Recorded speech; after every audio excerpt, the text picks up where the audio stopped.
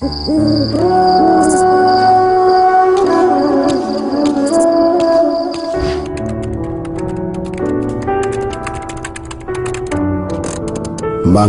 কোন এক গ্রামে অপেক্ষায় আছে পঞ্চম শ্রেণীর ছাত্র জয়নুল।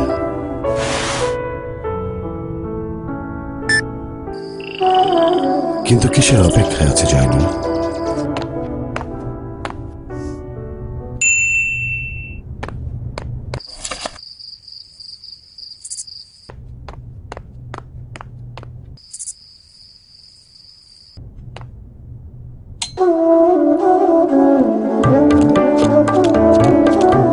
জয়নুল অপেক্ষায় ছিল আমাদের একটি সঠিক সিদ্ধান্তের।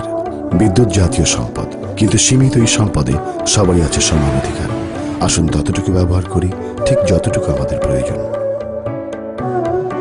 দেশ আমাদের, দায়িত্ব আমাদের সবার।